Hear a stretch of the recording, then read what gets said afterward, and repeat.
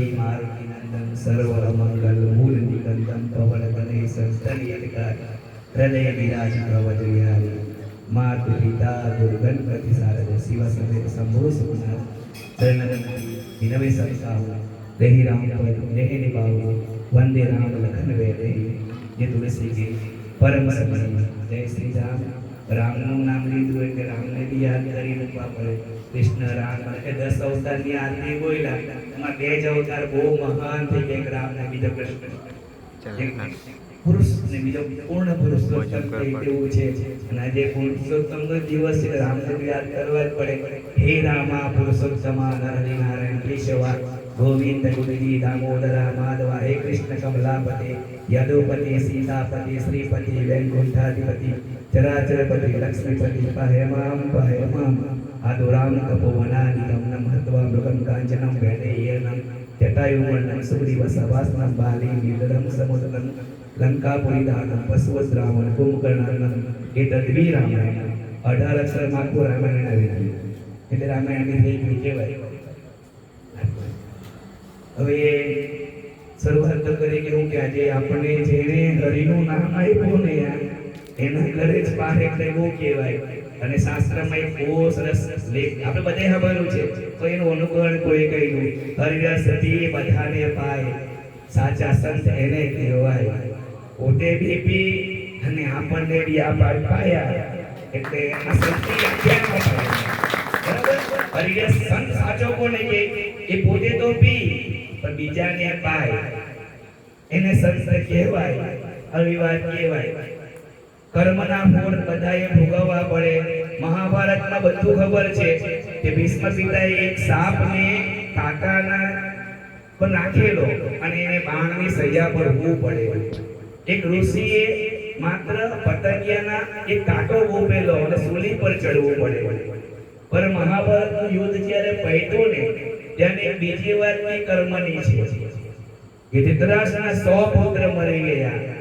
અને કૃષ્ણ ધૃતરાષ્ટ્રને મળવા જાય ધૃતરાષ્ટ્ર કૃષ્ણને બાજુમાં બેસાડી પ્રશ્ન પૂછે કે મેં કયા પાપ કર્યા કે મારા 100 પુત્ર મરી ગયા પુત્ર તો પાપ તો મારા 2 પુત્ર ગયા દુશાસન અને દુર્યોધને પેલા 98 નો શું દોષ કૃષ્ણએ એમ કીધું બધાને ખબર છે પછી એવું તો પડે કે એ દોસ્ત તારા દીકરાના નહીં દોસ્ત તારા હતા તો કયા દોસ્ત આગલા જન્મમાં તું રાજા હતો હા બહુ ધર્માત્મા રાજા તરીકે ખ્યાતિઓ પ્રખ્યાત હતી અને તારા રાજ્યમાં એક ઋષિ રહેતા સંત રહેતા બહુ મહાત્મા સંત રહેતા અને એ સંતને છે ને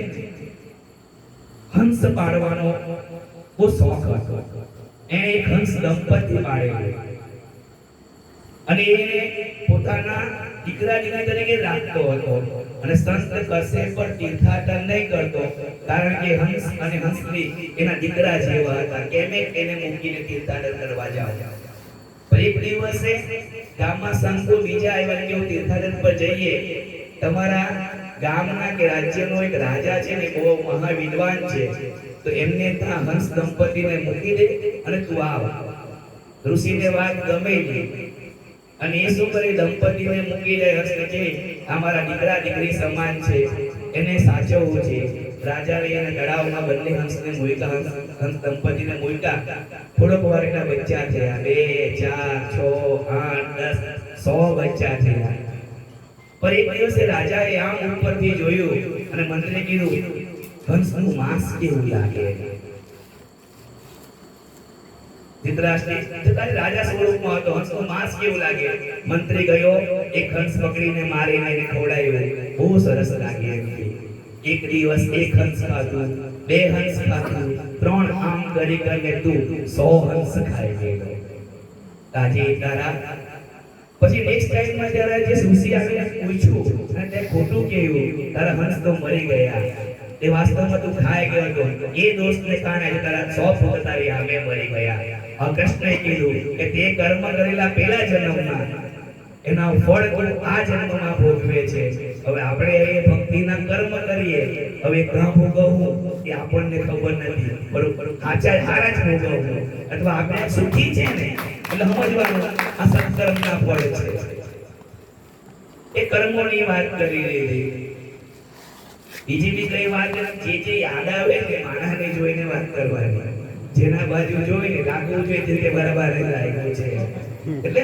આપણે જેવા જેવા કર્મ કરવાના એવા આપણે ભોગવવાના, આપણે આપણા પરિવાર બી ભોગવવાનો જ કર્મની સજા. એટલે આ કર્મ મહાભારતની વાત કરી, ધૃતરાષ્ટ્રની કે 100 પુત્રની વાત કરી, કોઈ બીજી બી વાર્તા કે નાની મસ્તી યાદ આવવી જોઈએ.